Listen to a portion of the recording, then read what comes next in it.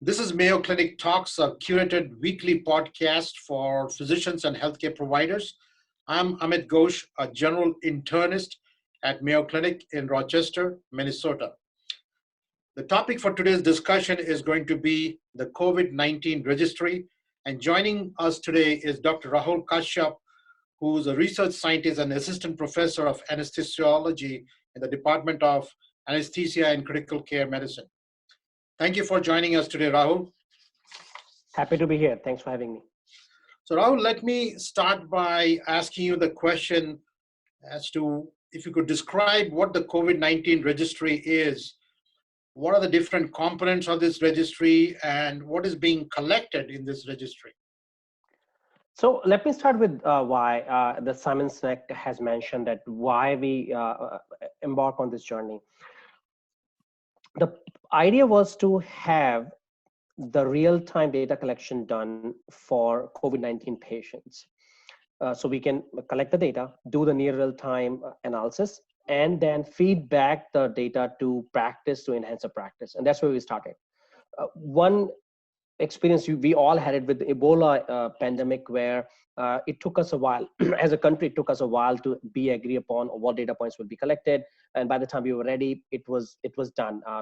Thankfully we don't see much of the cases, so we learned from that part, and we thought we should be able to have a rapid data collection process, multi-center, multinational, and then feed back into practice to save many more lives. That's where we started the COVID-19 registry. What we're doing, go ahead. No, please. What we're doing now is very quickly, before it was announced as a pandemic, a small group of team got assembled within Mayo Clinic, Society of Critical Care Medicine, and Boston University, Dr. Ellen Walkie, who's a co-PI, and then Dr. Vishakha Kumar at SCCM, she's a research director there, along with Professor Guy Chair, our former critical care research chair. We came together quickly and saying, let's do it, let's set up something in process and get it done at the time. We established a quick protocol, which we had it and we repurposed it, and then set up a data collection tool, case report forms in form of REDCap here at Mayo Clinic, and then the study was launched in collaboration with the Society of Critical Care Medicine, which is one of the largest society of critical care providers in the world. So I understand you're collecting a lot of different types of data from what you're saying. From the epidemiology perspective, you're looking at the demographics, the process of care, and also the outcome data. What are the administrative data and ancillary study data that you're collecting? Yeah, so you're absolutely right, Dr. Ghosh.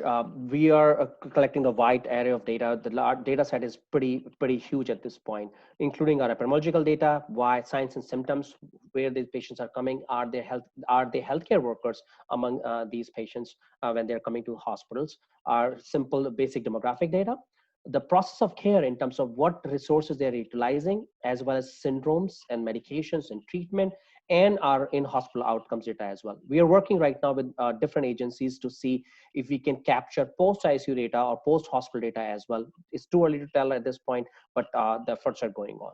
You ask about administrative data set and ancillary study data questions as well. So in administrative data set, what we're looking into, just to give an example, many places within US required to come up with innovative ideas to serve their patients. A co-venting is one thing. Can one ventilator be utilized to treat more patients, at 2 or more patients? So we are looking into see if we can collect that data for national agencies for on co-venting as well.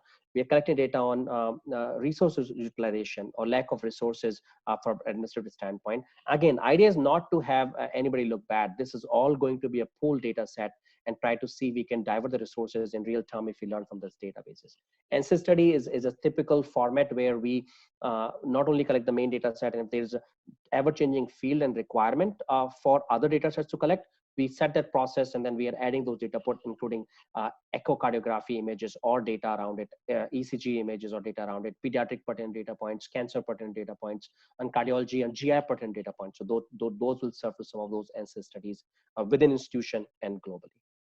I know you did mention a point that the reason behind creating this registry. So when the Ebola epidemic happened, we were not that avid at collecting the data. Is that was one of the reasons here? You're absolutely right. As a country, so you know it really well, Dr. Ghosh, and we have discussed that at length as well. There's no uniform way of pulling data from institutions. Uh, Two investigators from two different institutions or within the same institution never agrees to the data definitions. Okay, what is the definition for the particular data point? So once there is no harmonized definition, you cannot pool these data points. So when there's need arrived several years ago, when Ebola was almost knocking at our door, we realized let's collect the data as a healthcare community. And I was not involved at the time. These are the lessons shared by giants in the field. It took us 9 months as a healthcare community or scientific community to agree upon those data points, data definitions, the legal processes, and creating those CRF. And 9 months is an eternity in an era of pandemic. So since then, the SCCM has created this task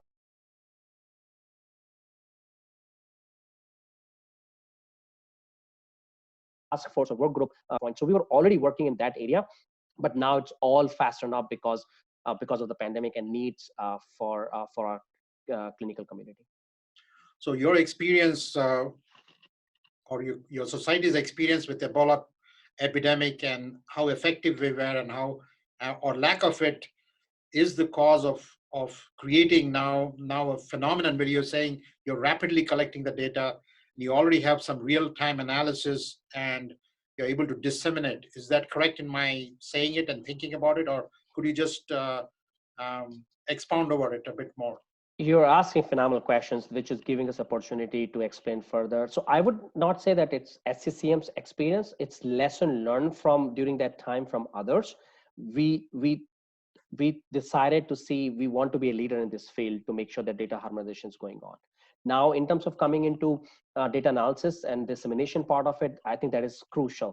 You can collect data for years, and if you wait for publications to come out after a year, that is no good for anybody other than somebody will take an academic promotion out of it. So we thought, let's not do the old way of doing things. What we're doing is, as we hit and we hit our first major milestone of 1,000 patients as of yesterday, and we say as we hit these milestones, let's start looking into. So we initiated our task force for data analysis. In fact, first of all, the descriptive analysis, second, the inferential analysis, and third, we are going into deeper dive to see we can look into these associations with certain drug or certain symptoms or chronic comorbidities for outcome piece of it.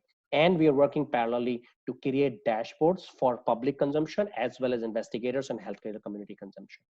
And so creating, just looking at the whole big group of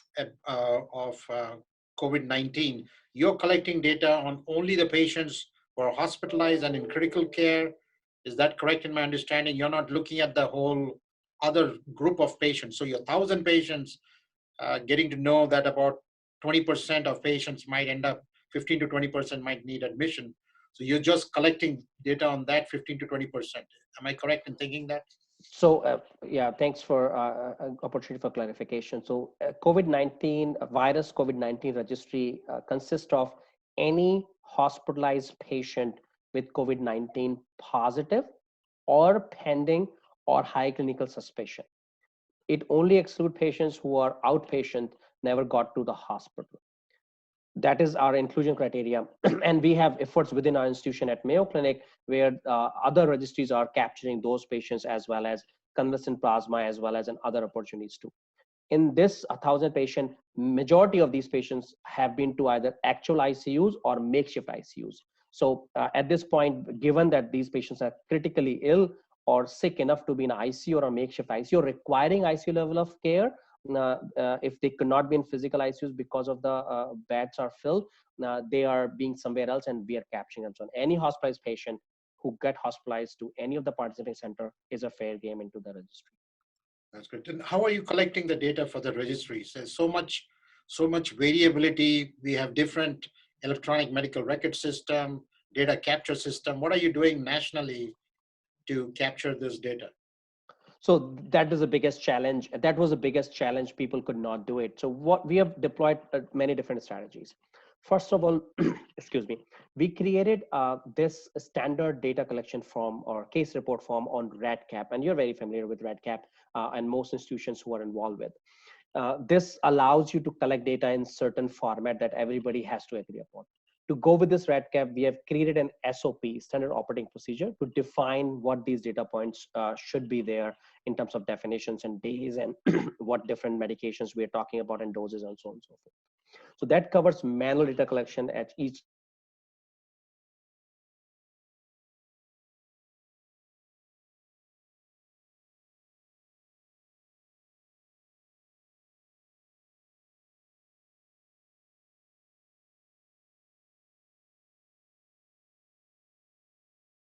huge, and it's humanly impossible to collect all these data points in real time.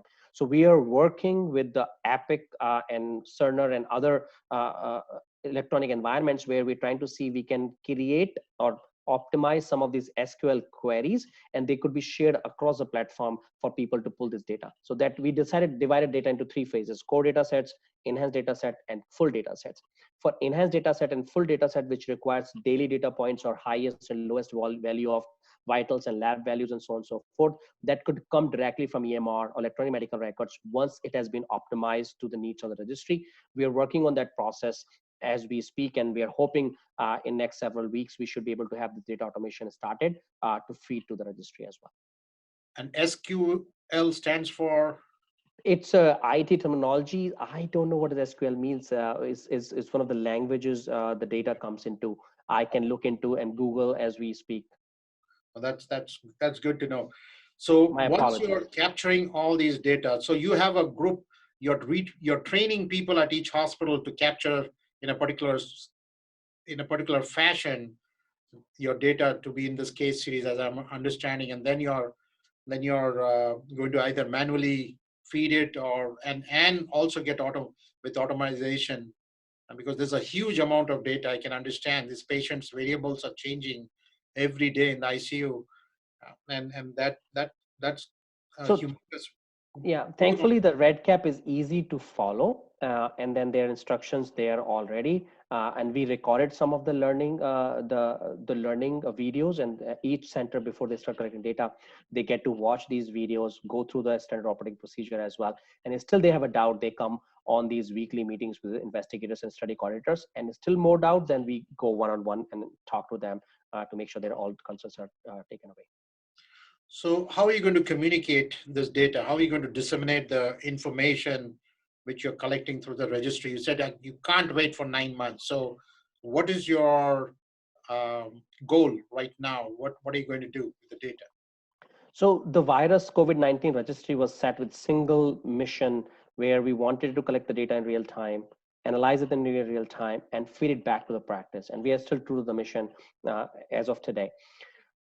Idea is to have the analysis done and start displaying it in a form of a dashboard, and it will be a multi-layer dashboard where you have public consumption data going in, as you would see in any of the dashboards going on with any of the public social media platforms or any of the media companies or any other institution. Then we'll have more inferential data display on the dashboard for investigators and healthcare community consumption process of it. And third, we are trying to see if we can have some sort of an agreement in these leading journals which agree to have these rapid publications go out, because it goes through with a peer review process as well. If we can set the methodology piece of it first and then keep feeding data on weekly, bi-weekly basis, I think that'll be in interest for greater good. So because of the interest of speed, the social media is a very good platform. So you're talking about Facebook, LinkedIn, Twitter feeds. Are these the kind of some of the areas you're trying to touch? Absolutely.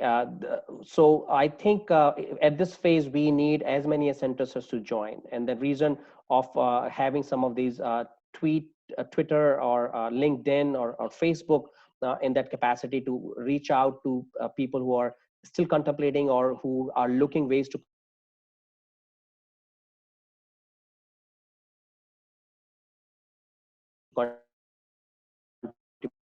the data.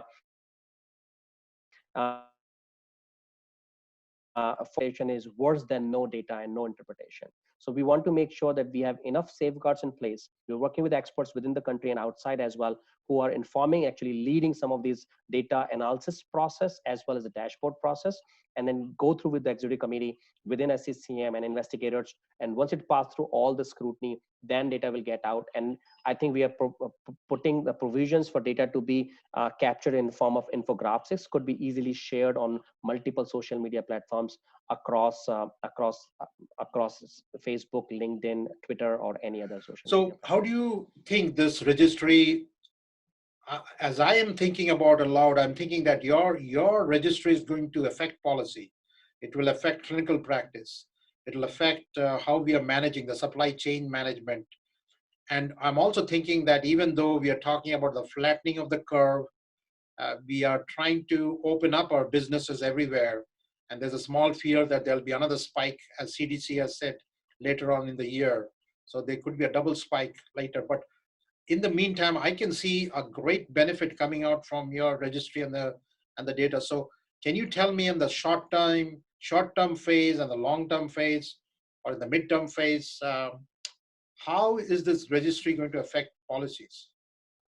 So that's a very important question, and there's no easy answers to that, Dr. Ghosh. In terms of policy, that was not our goal when we started with, but it seems like it might be an unintended consequence, which is for good reasons as well.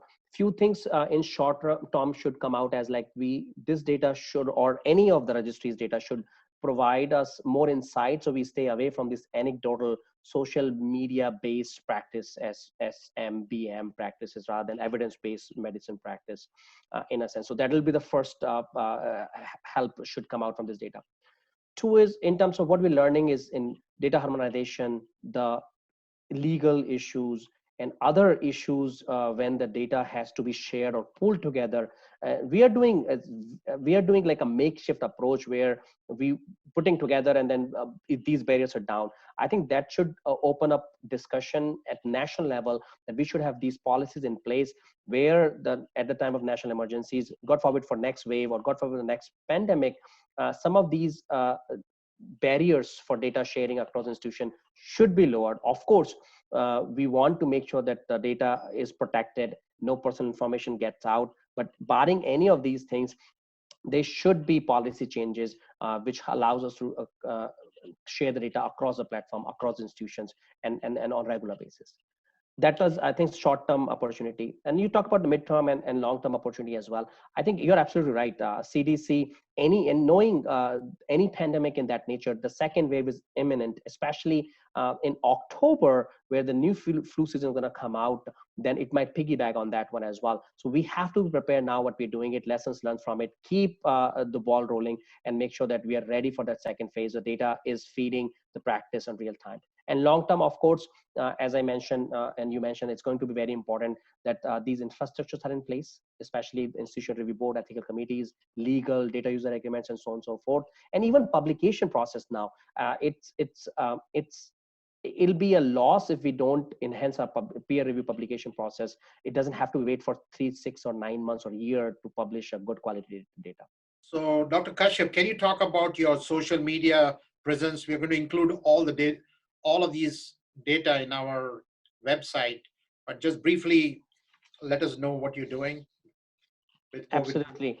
Social media that's where everybody's in nowadays, and we would like to make sure that we are being reachable there as well. So the COVID-19 registry has a handle on Twitter at COVID-19 registry, which should be in the description section as well. And they can reach out on my Twitter handle as well, dr_sr Kashyap.